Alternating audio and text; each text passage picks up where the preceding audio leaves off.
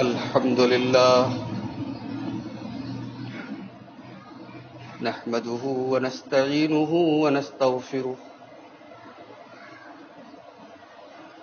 ونعوذ بالله من شرور أنفسنا ومن سيئات أعمالنا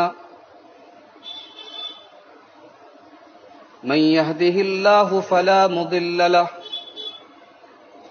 ومن يضلل فلا هادي له وأشهد أن لا إله إلا الله وحده لا شريك له وأشهد أن محمدا عبده ورسوله يا أيها الذين آمنوا اتقوا الله حق تقاته ولا تموتن إلا وأنتم مسلمون يا أيها الناس اتقوا ربكم الذي خلقكم من نفس واحدة وخلق منها زوجها وبث منهما رجالا كثيرا ونساء واتقوا الله الذي تساءلون به والأرحام إن الله كان عليكم رقيبا يا أيها الذين آمنوا اتقوا الله وقولوا قولا سديدا يصلح لكم أعمالكم ويغفر لكم ذنوبكم ومن يطع الله ورسوله فقد فاز فوزا عظيما أما بعد فإن خير الحديث كتاب الله وخير الهدي هدي محمد صلى الله عليه وسلم وشر الأمور محدثاتها وكل محدثة بدعة وكل بدعة ضلالة وكل ضلالة في النار أعوذ بالله من الشيطان الرجيم بسم الله الرحمن الرحيم الحج أشهر معلومات فمن فرد فيهن الحج فلا رفث ولا فسوق ولا جدال في الحج وما تفعلوا من خير يعلمه الله وتزودوا فإن خير الزاد التقوى واتقون يا أولي الألباب. حاضرین جمعہ، دینی و ملی بھائیوں، ذی القعدہ کا مہینہ چل رہا ہے. اس کے بعد اسلامی کیلنڈر کا آخری مہینہ ذی الحجہ کا مہینہ آ رہا ہے. ذی الحجہ کا مہینہ ایک مسلمان کے لیے بڑی اہمیت کا مہینہ. اس مہینے میں کئی عبادتیں اکٹھا ہو جاتی ہیں. اس میں عرفہ کا روزہ بھی رکھا جاتا ہے. اس میں حج بیت اللہ جیسی عظیم عبادت بھی ہوتی ہے، اور اس میں ابراہیم علیہ الصلاۃ والسلام کی شروع کی گئی، ان کی یادگار کے طور پر مشروع کی گئی عبادت جسے ہم قربانی کہتے ہیں، وہ عبادت بھی اسی ذی الحجہ کے مہینے میں انجام دی جاتی ہے. حج کے لیے حاجیوں کا قافلہ ہمارے شہر سے روانہ ہو رہا ہے، اور غالباً آج یا کل آخری فلائٹس ہیں بنارس سے حج. اسلام میں جو 5 بنیادی ارکان ہیں، اس میں 5واں رکن حج ہے. آج ہمارے خطبہ جمعہ کا عنوان یہ ہے کہ یہ جو حج ہے اس کا مقصد کیا ہے، اس کی حکمت کیا ہے، اسلام میں جتنی عبادتیں ہیں ان تمام عبادات کا کوئی نہ کوئی مقصد ہے، کوئی نہ کوئی حکمت ہے ان کے پیچھے. جیسے روزہ ہے، روزے کا حکم جہاں نازل کیا اللہ تعالیٰ نے تو فوراً اس کی حکمت بھی بتا دی، لعلکم تتقون، تاکہ تمہارے اندر اللہ کا تقوی پیدا ہو جائے. قربانی ہے، قربانی کا مقصد بتایا گیا، لن ینال اللہ لحومها ولا دماؤها ولکن ینالہ التقوی منکم، تمہارے دل میں اللہ کا ڈر پیدا ہو جائے. نماز ہے، نماز کے بارے میں فرمایا ان الصلاۃ تنہی عن الفحشاء والمنکر، نماز تمہیں بے حیائی سے، غلط کام سے روکتی. واقم الصلاۃ لذکری، میری یاد کے لیے، میرے ذکر کے لیے نماز قائم. حج کا مقصد کیا ہے؟ 2.5 لاکھ 3 لاکھ کی ایک بڑی رقم خرچ کر کے ایک آدمی حج کرتا ہے. ایک عام آدمی، ایک کامن مین کے بس کی چیز تو نہیں. سرمایہ چاہیے، پیسہ چاہیے، اور اتنا پیسہ ہونا کافی نہیں ہے. آپ حج کرنے گئے 45 دن کے لیے، 40 دن کے لیے، اس دوران آپ کی فیملی سروائیو کر سکے، آپ کا پریوار چل سکے، انہیں بھوکا رکھ کے آپ حج نہیں کر سکتے، انہیں بے یار و مددگار چھوڑ کر کے آپ حج نہیں کر سکتے. حج کی طاقت ہو، پلس حج کے دوران آپ کا پریوار اور آپ کی فیملی ایک نارمل زندگی گزار سکے، اس کو کہتے ہیں حج کی استطاعت. یہ حج کیوں فرض کیا گیا، اس پر آج ہم تھوڑی سی گفتگو کریں. دیکھیے، حج بیت اللہ میں جو سب سے پہلا سبق ہمیں اور آپ کو ملتا ہے وہ یہ ہے کہ عبادت میں انسان اپنا دماغ نہیں لگا سکتا. عبادت توقیفی ہوتی ہے، جتنا اللہ نے بتا دیا، جتنا رسول نے بتا دیا، بس وہیں سے اسٹاپ ہو جانا. پورے حج میں یہ سب سے بڑا سبق ہمیں ملتا ہے. خانہ کعبہ ہے، حاجی گیا، طواف شروع کرتا ہے. اب خانہ کعبہ میں جہاں سے طواف شروع کرنا ہے وہیں سے کرنا ہے. خانہ کعبہ کے 4 کونے ہیں، لیکن چومنے کی اجازت صرف حجر اسود کو ہے. 7 چکر لگانا ہے، 8واں چکر آپ کو نہیں لگانا. 8واں لگائیں گے غلط ہوگا، 6 لگائیں گے غلط ہوگا. 7 چکر لگائیں گے تب آپ کا طواف کمپلیٹ ہوگا. صفا اور مروہ کے درمیان صحیح کرنا ہے. بہت سارے پہاڑ ہیں مکے میں، مگر کسی اور پہاڑ کے پاس دوڑنا نہیں ہے، صفا کے اور مروہ کے درمیان دوڑنا ہے. شیطانوں کو کنکری مارنا ہے، جس دن مارنا ہے اسی دن مارنا ہے. 10 تاریخ کو بڑے والے شیطان کو مارنا ہے، باقی 2 کو نہیں مارنا ہے. تو حج کے دوران بار بار ہم سے ایسے کام کرائے جاتے ہیں جن کے پیچھے کوئی لاجک نہیں ہے. بھیا ایک آدمی سوال کر سکتا ہے کہ جب حرم میں ایک نماز کا ثواب 1 لاکھ نماز کے برابر ہے، تو ذی الحجہ کی 8 تاریخ کو تمام حاجیوں کو یہ کیوں کہا جاتا ہے جاؤ مینا میں جاؤ، جبکہ وہاں کوئی کام نہیں کرنا ہے؟ 8 تاریخ کو مینا میں جا کے صرف نماز پڑھنی. حرم میں اچھا خاصا نماز پڑھ رہے تھے، خانہ کعبہ سامنے تھا، نظر کے سامنے تھا، لیکن وہاں جا کے مینا میں جا کے بس نماز پڑھنا ہے 8 تاریخ. لاجک نہیں چلے گا. دین اللہ کا قائم کرتا ہے، دین اللہ کا نازل کرتا ہے، اللہ نے جیسے بتایا ویسے کرنا ہے. یہ حج کا سب سے بڑا سبق ہے. وما آتاکم الرسول فخذوہ وما نہاکم عنہ فانتہوا. رسول پاک تمہیں جو دے دے لے لو، اور میرا رسول جس سے منع کر دے رک جاؤ. یہی حج ہے، یہی عبادت ہے، یہی دین ہے، یہی شریعت ہے، یہی اسلام ہے. بہت سارے لوگ ہیں، بہت سارے کام دین کے نام پہ کرتے ہیں. پوچھو کیوں کرتے ہو تو کہتے منع کہاں ہے. جواب کیا ہوتا ہے؟ منع کہاں ہے. یہ بات اپنے دماغ میں بٹھا لو کہ جب مسئلہ دین کا آئے، جب مسئلہ عبادت کا آئے، جب مسئلہ روزہ کا آئے، جب مسئلہ نماز کا آئے، جب مسئلہ تلاوت کا آئے، تو سوال یہ نہیں کیا جائے گا منع کہاں ہے، سوال یہ کیا جائے گا ثابت کہاں ہے. اور جب مسئلہ دنیا کا آئے، جب مسئلہ کاروبار کا آئے، جب مسئلہ کھانے پینے کا آئے، جب مسئلہ اوڑھنے پہننے کا آئے، تب پوچھا جائے گا کہ منع کہاں ہے۔ یہ اصول ہے شریعت کا۔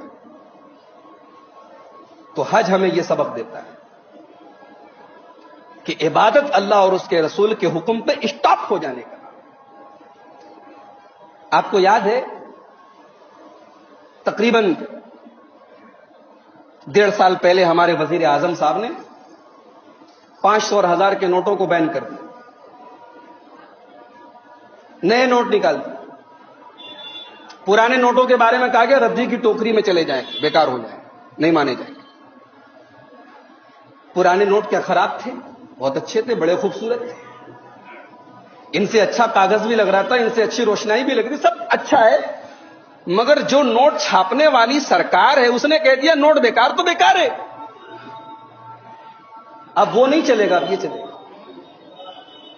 اسلام میں بھی وہی نوٹ چلے گا جس پر اللہ اور اس کے رسول کی مہر، جس پر جناب محمد الرسول اللہ صلی اللہ علیہ وسلم کی سگنیچر ہو، آپ کی مہر ہو، آپ نے کہا ہو کہ ہاں یہ کام کرو۔ یہ حج کا سب سے پہلا سبب۔ اسی لیے اللہ کے پیارے نبی فرماتے ہیں من احدث فی امرنا ھذا ما لیس منہ فہو رد۔ ہمارے اس دین کے اندر، ہماری اس شریعت کے اندر اپنی طرف سے کوئی نیا کام اگر کوئی نکالے تو وہ رد ہے۔ رد کا مطلب سمجھتے ہیں؟ رد کا مطلب سمجھتے ہیں؟ کینسلڈ ہے، اس کی کوئی حیثیت نہیں، وہ مردود ہے۔ فہو رد، وہ مردود ہے۔ اسلام کے اندر، شریعت کے اندر جس کام پر رسول پاک کی مہر نہ ہو، اللہ کے نبی فرماتے وہ رد ہے، مردود ہے۔ حج کے اندر دوسرا سبق ہمیں اور آپ کو یہ ملتا ہے کہ اسلام ایک بیلنس کا نام ہے، اسلام ایک توازن کا نام ہے۔ اسلام میں اللہ کا بھی حق ہے، بدن کا بھی حق ہے۔ اسلام میں عبادت بھی ہے اور اولاد کی تربیت بھی ہے۔ اپنے رب کا بھی حق ادا کرنا ہے اور بیوی کا بھی حق ادا کرنا ہے۔ اسلام رات بھر نماز پڑھنے کا نام نہیں، اسلام دن بھر عبادت کرنے کا نام نہیں۔ جس چیز کا جو مقام بتایا گیا ہے، سب کو سب کا مقام دینا، سب کو سب کا حق دینا، یہ اسلام ہے۔ اب آپ پوچھیں گے اس کا حج سے کیا تعلق ہے؟ قرآن کریم کا 17واں پارہ اٹھائیے، سورہ حج میں اللہ تبارک و تعالیٰ فرماتا ہے اپنے پیغمبر، اپنے خلیل ابراہیم علیہ الصلوۃ والسلام سے، وَأَذِّن فِي النَّاسِ بِالْحَجِّ يَأْتُوكَ رِجَالًا وَعَلَىٰ كُلِّ ضَامِرٍ يَأْتِينَ مِنْ كُلِّ فَجٍّ عَمِيقٍ۔ اے میرے بندے ابراہیم، تو حج کا اعلان کر دے۔ تو نے جو یہ خانہ کعبہ ہمارے حکم سے بنایا ہے، تو اعلان کر دے، تو منادی کر دے، تو صدائیں بلند کر دے کہ لوگ پیدل بھی آئیں، سواری پر آئیں اور اس گھر کا طواف کریں، حج کریں۔ اللہ اکبر۔ کہتے ہیں کہ اخلاص سے نکلی ہوئی آواز کبھی بیکار نہیں جاتی۔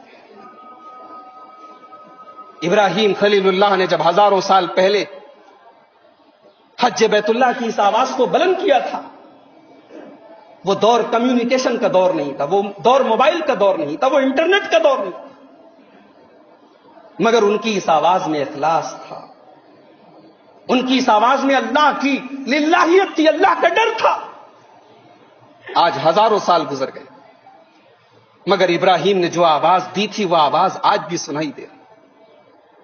ہزاروں سال پہلے ابراہیم نے اللہ کے گھر کی طرف لوگوں کو بلایا تھا، آج کئی لاکھ دنیا بھر کے حجاج کرام اس گھر کا طواف کرنے کے لیے پہنچے۔ وَأَذِّن فِي النَّاسِ بِالْحَجِّ يَأْتُوكَ رِجَالًا، اے میرے خلیل، حج کا اعلان کر دے کہ لوگ سوار ہو کر کے پیدل اس گھر کا طواف کریں۔ لِيَشْهَدُوا مَنَافِعَ لَهُمْ، اور یہ حج کس لیے ہے؟ تاکہ لوگ اپنے فائدے دیکھ لیں۔ یہ غور کرنے والی بات ہے۔ حج میں فائدہ کیا ہے؟ ایک فائدہ تو دین کا فائدہ ہے، ایک فائدہ تو روح کا فائدہ ہے کہ بھئی آدمی جب خانہ کعبہ کو دیکھتا ہے تو اللہ پر ایمان اور بڑھ جاتا ہے، جب حجر اسود کو دیکھتا ہے، جب غار حرا کو دیکھتا ہے، جب نبی پاک کی مسجد کو دیکھتا ہے، جب صحابہ کرام کی قبروں کو دیکھتا ہے، جب ان آثار کو دیکھتا ہے جہاں نبی پاک صلی اللہ علیہ وسلم تھے، تو ایک مومن کا ایمان اور بڑھ جاتا ہے۔ یہ تو روحانی فائدہ ہے۔ اور دینی فائدہ کیا ہے؟ یہ لاکھوں لوگوں کی روزی روٹی جڑی ہے اس حج سے، لاکھوں لوگوں کا پریوار چل رہا ہے اس حج سے، ان کا کاروبار، وہ حاجیوں کو جو کھلاتے ہیں، جو پلاتے، کتنے ہوٹلز ہیں، کتنے ریسٹورنٹس ہیں، اگر آپ غور کریں تو ایک چین بنی ہوئی ہے، لاکھوں لوگوں کا روزگار جڑا ہے اس حج سے۔ یہ حج کا دنیاوی فائدہ ہے۔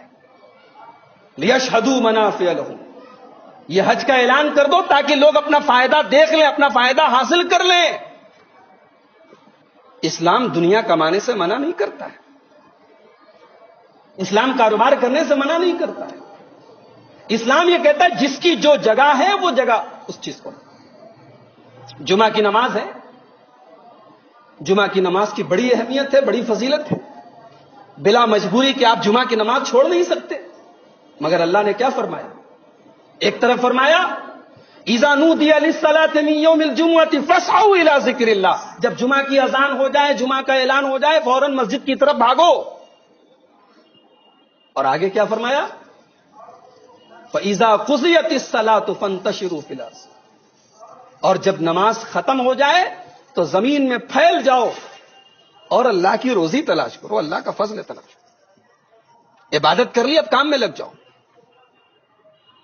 تو یہ حج کا دوسرا سبب ہے، بیلنس، توازن، عبادت اپنی جگہ، دنیا داری اپنی جگہ، بیوی بچوں کا حق اپنی جگہ۔ حضرت ابو درداء انصاری رضی اللہ تعالیٰ عنہ، ان کے ایک دوست تھے حضرت سلمان فارسی۔ حضرت سلمان فارسی ایک دن اپنے دوست سے ملنے کے لیے گئے تو حضرت ابو درداء کی جو بیوی تھی ام درداء، وہ بڑے پھٹے پرانے کپڑے پہنے ہوئے تھی، بال ان کے بالکل پرا گندا تھے، جیسے لگ رہا تھا ہفتوں سے تیل نہیں لگایا ہے، بال جھاڑا نہیں ہے، کنگھی نہیں کیا ہے۔ ابھی پردے کا حکم نازل ہو تو پردے کے پہلے کا واقعہ ہے۔ تو حضرت سلمان فارسی نے پوچھا ام درداء سے کہ کیا حالت بنا رکھی آپ؟ تو ام درداء نے جواب دیا کہ میں کس کے لیے اچھا کپڑا پہنوں، میں کس کے لیے زینت کروں، کس کے لیے سجوں؟ میرے شوہر کو تو رات میں تہجد پڑھنے سے اور دن میں روزہ رکھنے سے فرصت ہی نہیں۔ سلمان فارسی سمجھ گئے کہ کیا معاملہ ہے۔ جب ابو درداء انصاری آئے گھر پہ، بڑے دنوں کے بعد دوستوں کی ملاقات ہوئی تھی، گلے ولے ملے، تو حضرت ابو درداء نے کھانا لائے کہ لائی بھائی کھانا کھا لیجیے۔ حضرت سلمان فارسی نے کہا کہ آپ کو بھی کھانا پڑے گا۔ بولے نہیں میں روزہ ہوں۔ بولے روزہ توڑنا پڑے گا، نفل روزہ تھا، روزہ توڑوایا، ساتھ میں کھانا کھلوایا۔ پھر دونوں دوست اپنا بات چیت کرتے رہے، رات ہو گئی۔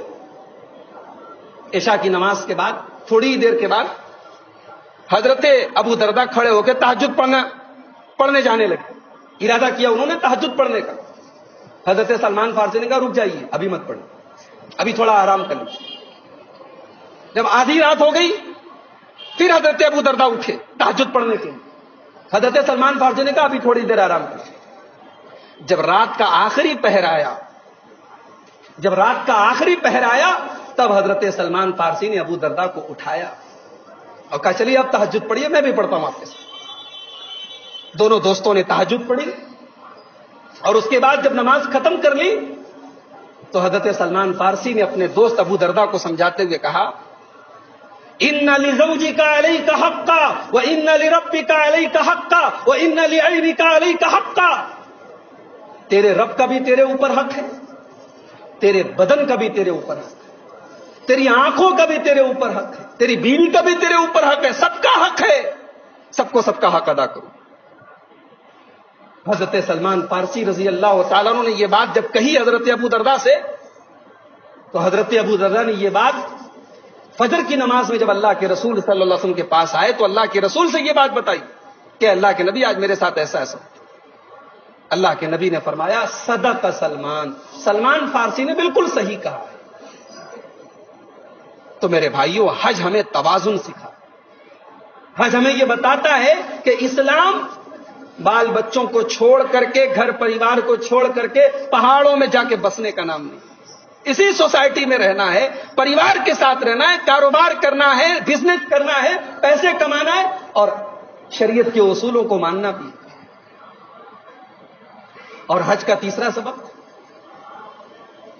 لاکھوں کا مجمع ہے، کوئی افریقہ کا کالا ہے،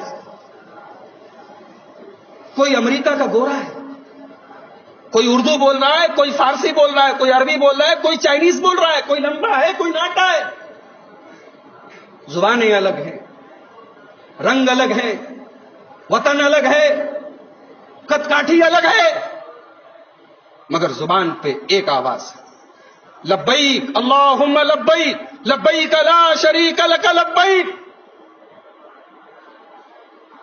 حج انسانی مساوات کا، انسانی برابری کا، انسانی سمانتا کا، انسانی ایکویلٹی کا ایک عظیم مظہر ہے میرے بھائی۔ آج بھی جب لاکھوں کا مجمع عرفات کے میدان میں کھڑے ہو کر اپنے رب کی توحید کی آواز بلند کرتا ہے تو 1400 سال پہلے محمد عربی صلی اللہ علیہ وسلم کا وہ خطبہ یاد آ جاتا ہے جو آپ نے اسی عرفات کے میدان میں اپنی اونٹنی پر بیٹھ کے دیا تھا، اور آپ نے اپنی اونٹنی پر اپنے اس خطبے میں، جس کو خطبہ حجۃ الوداع کہا جاتا ہے، آپ نے کہا تھا ایھا الناس ان اباکم واحد، اے لوگوں تم ایک باپ کی اولاد، لا فضل لعربی علی عجمی ولا لعجمی علی عربی، کسی عرب کے رہنے والے کو کسی غیر عرب کے اوپر کوئی فضیلت نہیں، کسی غیر عرب کو کسی عرب پر کوئی فضیلت نہیں، کسی گورے کو کسی کالے پر کوئی فضیلت نہیں، کسی کالے کو کسی گورے پر کوئی فضیلت نہیں، الا بالتقوی، ہاں اگر اسلام میں فضیلت ہے تو تقوی ہے۔ یہ انسانی مساوات ہے، یہ انسانی برابری ہے جو حج کے موقع پر جس کا سبق ہمیں اور آپ کو ملتا ہے۔ اور علامہ اقبال نے بڑی سچی تصویر کشی، ایک ہی صف میں کھڑے ہو گئے محمود و ایاز، محمود غزنوی بادشاہ تھا، ایاز اس کا غلام تھا۔ علامہ اقبال کہتے ہیں ایک ہی صف میں کھڑے ہو گئے محمود و ایاز، نہ کوئی بندہ رہا نہ کوئی بندہ نواز، بندو صاحبو محتاج و غنی ایک ہوئے، تیری سرکار میں پہنچے تو سبھی ایک۔ حج مساوات سکھاتا ہے، اور حج ہمیں ایک اور سبق دیتا ہے، وہ سبق یہ ہے کہ ہم حج کے اس موقع پر دنیا کے لاکھوں انسان الگ الگ کمیونٹی سے، الگ الگ وطن سے، الگ الگ برادری سے، الگ الگ رنگ و نسل کے جمع ہو کے اللہ کی توحید کی آواز کو بلند کر رہے ہیں، گویا وہ یہ بتا رہے ہیں کہ ہماری زندگی کا مقصد کیا ہے، میری زندگی کا مقصد تیرے دی کی سرفراز۔ قل ان صلاتی و نسکی و محیایا و مماتی للہ رب العالمین، میرا جینا، میرا مرنا، میرا روزہ، میری نماز، میری عبادت، میری قربانی سب اللہ کے لیے۔ یہی آواز ہے جو کبھی لبیک کی شکل میں گونجتی ہے، یہی آواز ہے جو خانہ کعبہ کا طواف کرتے ہوئے ربنا آتنا فی الدنیا کی شکل میں گونجتی ہے، یہی آواز ہے جو صفا کی پہاڑی پر لا الہ الا اللہ وحدہ لا شریک لہ کی شکل میں گزرتی ہے، یہی آواز ہے جو شیطان کو کنکری مارتے ہوئے اللہ اکبر کی شکل میں گونجتی ہے کہ اللہ ہی ہمارا رب ہے اور ہم اس کے بندے، اس کے غلام ہیں۔ حج ایک سبق ہمیں اور دیتا ہے، لاکھوں کا مجمع جب جمع ہوتا ہے حج کے موقع پر تو ایک رشتہ سامنے آتا ہے، یہ وہ رشتہ ہے جو تمام رشتوں سے بڑا رشتہ ہے، یہ ایمان کا رشتہ ہے۔ انما المؤمنون اخوہ، ایمان والے آپس میں ایک دوسرے کے بھائی۔ حج کے موقع پر جب آدمی عرفات کے میدان میں لاکھوں لوگوں کو دیکھتا ہے کہ ایک ہی احرام ہے، ایک ہی کپڑا ہے اور ایک ہی آواز ہے، ایک ہی نعرہ، ایک ہی مقصد، ایک ہی سب کچھ ہے، تو ایک اسلامی بھائی چارے کی آواز وہاں سے بلند ہوتی ہے۔ اور یہ وہ بھائی چارہ ہے جس سے بڑا دنیا میں کوئی رشتہ نہیں، دنیا کے سارے رشتے قربان ہیں اس رشتے کے اوپر۔ یہ وہ رشتہ ہے جس نے مدینہ کے انصاریوں کو اور مکہ کے مہاجرین کو ایک دوسرے کا بھائی بھائی بنایا۔ یہ وہ رشتہ ہے جس نے ایران کے رہنے والے سلمان فارسی کو، جس نے حبشہ کے رہنے والے بلال حبشی کو، جس نے روم کے رہنے والے صہیب رومی کو صحابہ کرام کی صفوں کا سپاہی بنایا تھا۔ دنیا کا سب سے بڑا رشتہ ایمان کا رشتہ، اسی لیے اللہ کے پیارے نبی جناب محمد الرسول اللہ صلی اللہ علیہ وسلم اسی رشتے کی یاد دلاتے ہوئے ہمیں اور آپ سے کہتے ہیں، لا تحاسدوا ولا تباغضوا ولا تدابروا وكونوا عباد اللہ اخوانا۔ اے میرے امتیوں، اے میرا کلمہ پڑھنے والوں، اے میری امت سے اپنا رشتہ جوڑنے والوں، جب اسلام کے اندر آ گئے تو اب ایک دوسرے سے حسد نہیں کرنا، ایک دوسرے سے نفرت نہیں کرنا، ایک دوسرے کے پیچھے نہیں پڑنا، ایک دوسرے سے دشمنی مت رکھنا، وَكُونُوا عِبَادَ اللَّهِ اخوانا، ایک دوسرے کے بھائی بن کے رہنا۔ حج کے موقع پر ایک دوسرے سے جان پہچان کا موقع ملتا ہے، جس کو ہم نے کبھی نہیں دیکھا، جن ملکوں اور جن کنٹریز کے لوگوں سے کبھی ہمارا واسطہ نہیں پڑا، وہاں ان سے واسطہ پڑتا ہے۔ وہاں برداشت کرنا، ایک دوسرے کو برداشت کرنے کی چھمتا پیدا ہوتی ہے۔ انسان کے نفس کی تربیت ہوتی ہے کہ کیسے طرح طرح کے ملکوں کے، طرح طرح کی زبانوں کے لوگوں کے ساتھ کیسے گھل مل کے رہا جائے۔ اللہ نے قرآن میں فرمایا سورہ حجرات کے اندر، یا ایھا الناس انا خلقناکم من ذکر و انثی، اے انسانوں میں نے تمہیں ایک مرد اور ایک عورت سے پیدا کیا، وجعلناکم شعوبا وقبائل، ہم نے تمہارے قبیلے الگ بنائے، تمہارے خاندان الگ بنائے، لتعارفوا، تاکہ تم ایک دوسرے سے جان پہچان کرو، ایک دوسرے سے انٹروڈیوس ہو جاؤ، ایک دوسرے سے تعارف کر لو۔ حج کا یہ موقع بڑا بہترین موقع ہے ایک دوسرے سے تعارف۔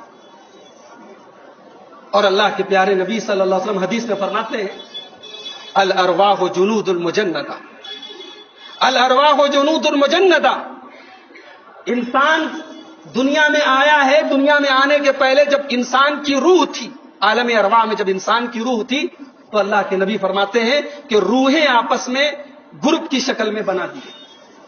الارواح جنود المجندہ، انسانوں کی روحیں جھنڈ کی شکل میں، گروپ کی شکل میں، جماعت کی شکل میں، ٹولی کی شکل میں عالم ارواحی میں بنا دی گئی۔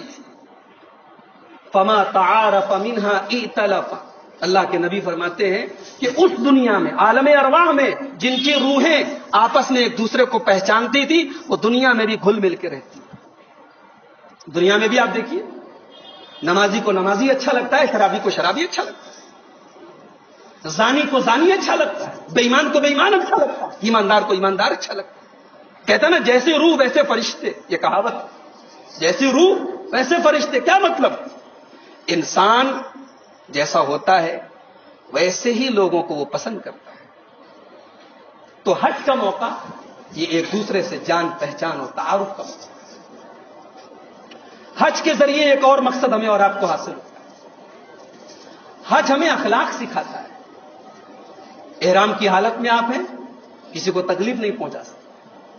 کتنے بے وقوف، کتنے نادان ہیں وہ لوگ جو حجر اسود کو چومنے کے لیے دھکے دیتے حرم میں، میں نے اپنی آنکھوں سے دیکھا۔ حجر اسود کو چومنا نبی پاک کی سنت ہے، اور مسلمان کو تکلیف دینا حرام ہے، اور حرم کے اندر تکلیف دینا یہ ڈبل حرام ہے، اور احرام کی حالت میں تکلیف دینا یہ ٹریپل حرام ہے، حرام در حرام ہے۔ کتنا بڑا گناہ ہے۔ ایک سنت کو پانے کے لیے انسان حرم کے اندر احرام کی حالت میں گناہ کا کام کرے۔ حج خالی طواف کرنے کا نام نہیں ہے میرے بھائی، حج اخلاق سکھاتا ہے۔ اگر حج کر کے کوئی آئے اور اس کے اخلاق میں سدھار نہیں ہے، اس کے کردار میں کوئی چینجنگ نہیں ہوئی، اس کی بات چیت میں کوئی فرق نہیں آیا، اس کا مطلب کہ اس کا حج اللہ کی بارگاہ میں قبول نہیں۔ اسلام صرف عبادات کا نام نہیں ہے، اسلام اخلاق کا بھی نام ہے۔ اللہ کے پیارے نبی فرماتے ہیں، ان من خیارکم احسنکم اخلاقا، سب سے بہترین انسان وہ ہے، سب سے اچھا انسان وہ ہے جس کے اخلاق سب سے اچھے۔ اللہ کے پیارے نبی صلی اللہ علیہ وسلم فرماتے ہیں، ما من شیء یوضع فی المیزان اثقل من حسن الخلق، قیامت کے دن اللہ کے یہاں ترازو پر، میزان پر سب سے بھاری چیز، سب سے وزندار چیز اگر کوئی ہوگی تو اخلاق ہو۔ تو حج ہمیں اخلاق بھی سکھاتا ہے۔ اور آپ ایک بات پر اور غور کیجیے کہ حج میں جو عبادات ہیں، جو ارکان ہیں، وہ سب آپس میں جڑے ہوئے ہیں۔ ایک کام کرنا ہے پھر فوراً دوسرا کام کرنا ہے۔ طواف کر لیا، اب چلو 2 رکعت نماز پڑھو، نماز پڑھ لیا، اب چلو صفا مروہ کی صحیح کرو، صفا مروہ کی صحیح کر لیا، اب چلو بال مڑوا لو، احرام اتار دو۔ پھر حج کے ارکان آپ دیکھیے تو عمرہ کے ہو گئے، حج کے ارکان دیکھیے، عرفات گئے، عرفات میں نماز پڑھی، سورج ڈوبا، عرفات سے مزدلفہ گئے، وہاں نماز پڑھی، پھر وہاں سے مینا پہنچے، مینا میں کنکری ماری، قربانی کی، بال مڑوائے۔ یہ تمام عبادتیں ایک دوسرے کے ساتھ جڑی ہوئی، ایک عبادت کرتا ہے فوراً دوسری شروع ہو جاتی۔ حج ہمیں یہ سبق دیتا ہے کہ عبادت کی تجھے عادت پڑ جائے، تیرا نفس عبادت کا عادی ہو جائے، تو حج کر کے جائے تو تیری زندگی سے عبادت کبھی نکلنے نہ پائے، تجھے عبادت کا اتنا عادی بنا دیا جائے۔ اور بڑے افسوس کے ساتھ کہنا پڑتا ہے کہ ہمارے بہت سارے حجاج کرام وہ حاجی تو کہلانے لگتے ہیں، ان کے نام کے ساتھ حاجی تو لگ جاتا ہے، لیکن حج کے بعد ان کی زندگی میں کوئی فرق نہیں آتا۔ پہلے بھی بے نمازی تھے، اب بھی بے نمازی، پہلے بھی کبھی قرآن نہیں کھولتے تھے، اب بھی نہیں کھولتے، پہلے بھی اخلاق ویسا تھا، اب بھی ویسا ہے۔ عبادت کے بعد اگر عبادت کنٹینیو ہوتی رہے، عبادت میں اسٹیبلٹی رہے، مستقل ہوتی رہے، تو اس کا مطلب کہ عبادت اللہ کے قبول ہو رہی۔ اللہ کے نبی سے پوچھا گیا کہ اے اللہ کے رسول، آپ کو سب سے بہترین عمل کیا لگتا ہے؟ اللہ کے نبی صلی اللہ علیہ وسلم فرمایا ادومہ وان قل، جو عبادت برابر کی جائے، ریگولر کی جائے، اگرچہ تھوڑی سی کی جائے، ایسی عبادت اللہ کے پیارے نبی کو بہت پسند ہے۔ حج کے دوران بہت سارے گناہ کے چانس ملتے ہیں۔ عورت نقاب میں نہیں رہتی، احرام کی حالت میں عورت کو نقاب پہننے سے منع کیا گیا، چہرہ نہیں ڈھانکے گی۔ لاکھوں مرد ہیں، لاکھوں عورتیں ہیں، نظر سینکنے والے عیاش طبیعت کے لوگوں کے لیے تو بڑا بہترین موقع ہے، مگر وہ اللہ کے خوف کا امتحان ہے، اللہ کے ڈر کا امتحان کہ تجھے اس حال میں لاکھوں کے اس مجمع میں جہاں مرد بھی ہیں، عورتیں بھی ہیں، تجھے اپنی آنکھوں کی، اپنے دل کی، اپنی زبان کی حفاظت کرنی ہے۔ حج ہمیں اللہ کے خوف کی ٹریننگ دیتا ہے۔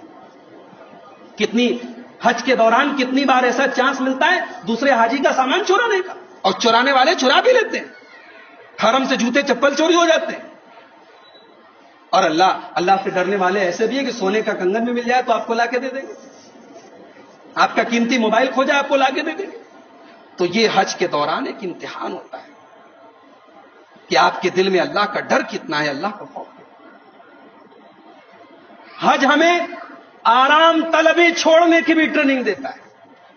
بڑے بڑے کروڑ پتی، ارب پتی، جن کے بدن پہ کبھی معمولی کپڑے نہیں آتے، ان کو بھی احرام کی سفید چادر پہننی پڑتی، جو کبھی اپنے بنگلے کے باہر کبھی سوئے نہیں، ان کو بھی مینا کے ایک معمولی سے حجرے میں، ایک معمولی سے کمرے میں سونا پڑتا۔ حج ہمیں یہ سکھاتا ہے کہ دنیا میں غریب بھی رہتے ہیں، آپ کروڑ پتی، آپ ارب پتی، آپ بادشاہ ہیں اپنے ملک کے، مگر یہاں آپ کو نارمل لائف گزارنی ہے۔ حج ہمیں زندگی کی سختیوں سے واقف کراتا ہے۔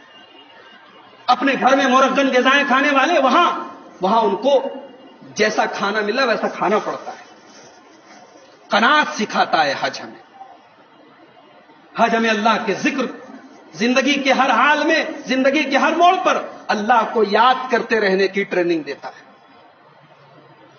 دور جاہلیت میں جب لوگ حج کرتے تھے تو تمام ارکان کے کرنے کے بعد مینا میں بیٹھ کے اپنے باپ دادا کا ذکر کرتے تھے۔ ظاہر سی بات ہے، جو لوگ حج کر چکے جانتے ہیں کہ حج کا سارا کام تو 10 تاریخ کو کمپلیٹ ہو گیا، اب 11، 12، 13 کو کیا کرنا ہے؟ بس وہاں کنکری مارنی ہے اور مینا میں آ کے نماز پڑھنا۔ تو مینا میں لوگ جا کے کرتے کیا تھے؟ اپنے باپ دادا کا ذکر کرتے تھے۔ اللہ تعالیٰ نے قرآن کریم کے دوسرے پارے میں سورہ بقرہ میں فرمایا فَإِذَا قَضَيْتُم مَّنَاسِكَكُمْ فَاذْكُرُوا اللَّهَ كَذِكْرِكُمْ آبَاءَكُمْ أَوْ أَشَدَّ ذِكْرًا۔ جب تم حج کے سارے ارکان کمپلیٹ کر لو تو اپنے اللہ کو یاد کرو جیسے تم اپنے باپ دادا کو یاد کرو. او اشد ذکرا، بلکہ اپنے باپ دادا سے بڑھ کے اللہ کو یاد کرو. فمن الناس من يقول ربنا آتنا في الدنيا وما له في الآخرة من خلاق. اور دور جاہلیت میں جب لوگ وہاں دعا کرتے تھے تو دعا میں بھی خالی دنیا مانگتے کہ اے اللہ دنیا کا کاروبار اچھا کر دے، بیماری اچھی کر دے، آل اولاد کو ترک، بس سارا سوال دنیا کے بارے میں کرتے تھے. اللہ نے کہا جس نے دنیا مانگی ہم دنیا دے دیں گے. وما له في الآخرة من خلاق، لیکن آخرت میں کچھ نہیں ملے گا.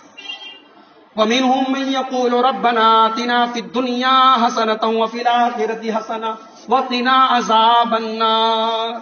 اور کچھ ایسے ہیں جو یہ دعا پڑھتے ہیں کہ اے اللہ ہمیں دنیا میں بھی بھلائی عطا فرما اور آخرت میں بھی بھلائی عطا فرما اور جہنم کی آگ سے ہمیں بچا. اللہ فرماتا ہے اب اس کو ہم دنیا بھی دیں گے آخرت بھی. اور حج کے دوران یہ دعا طواف کے دوران بھی پڑھی جاتی ہے. ہمارے یہاں عام طور سے حج کی کتابوں میں 7 چکر کی الگ الگ دعائیں لکھی جاتی ہیں، لیکن ایسی کوئی دعا ثابت نہیں. 7 چکر کی 7 الگ الگ دعا ثابت نہیں ہے. ہاں یہ ایک چھوٹی سی دعا ہے ربنا آتنا فی الدنیا، یہ آپ کو 7 چکر میں رکن یمانی اور حجر اسود کے درمیان زیادہ سے زیادہ یہ دعا پڑھتے رہنا. تو میرے بھائیوں، یہ حج کے دوران حج کی جو حکمتیں ہیں، جو مقصد ہیں، چند چیزیں میں نے آپ کے سامنے بیان کی ہیں. ورنہ اللہ تبارک و تعالی نے جتنے احکامات دیے ہیں، شریعت کی جتنی چیزیں ہیں، اگر ہم غور کریں، اگر ہم گہرائی میں جائیں تو بہت ساری چیزیں سامنے آتی ہیں اور ہماری آنکھیں کھلی کی کھلی رہ جاتی ہیں. اللہ تعالیٰ سے دعا ہے اللہ تعالیٰ ہمارے وہ حجاج کرام جو اس بار حج کے سفر پہ جا رہے ہیں، اللہ ان کا حج قبول فرمائے. اللہ ان کو صحیح سلامت حج کے تمام فریضے کی ادائیگی کے بعد ان کے وطن ان کو واپس لوٹنے کی توفیق عطا فرمائے. اللہ تعالیٰ ہم سب کو زندگی میں کم سے کم ایک بار حج بیت اللہ کی سعادت نصیب فرمائے. جو لوگ حج کر چکے ہیں اللہ ان کے حج کو قبول فرمائے، ان کے حج کو حج مبرور بنائے. رب العالمین ہمارے دلوں میں توحید کو پیوست کر دے، توحید پر ہمارا خاتمہ کر دے. رب العالمین ہمیں اپنے رسول پاک صلی اللہ علیہ وسلم سے محبت کرنے اور آپ ہی کے نقش قدم پر زندگی کی آخری سانس تک چلنے کی توفیق عطا فرمائے. آمین. وآخر دعوانا الحمد للہ رب العالمین. الحمد للہ کفا وسلام علی عبادہ الذین اصطفى. اما بعد قال اللہ سبحانہ وتعالی اعوذ باللہ من الشیطان الرجیم بسم اللہ الرحمن الرحیم. ان اللہ وملائکتہ یصلون علی النبی یا ایھا الذین آمنوا صلوا علیہ وسلموا تسلیما. اللهم صل على محمد وعلى آل محمد كما صليت على إبراهيم وعلى آل إبراهيم إنك حميد مجيد. اللهم بارك على محمد وعلى آل محمد كما باركت على إبراهيم وعلى آل إبراهيم إنك حميد مجيد. اللهم أعز الإسلام والمسلمين وأذل الشرك والمشركين ودمر أعداء الدين برحمتك يا أرحم الراحمين. إن الله يأمر بالعدل والإحسان وإيتاء ذي القربى وينهى عن الفحشاء والمنكر والبغي يعظكم لعلكم تذكرون. الله أكبر الله أكبر.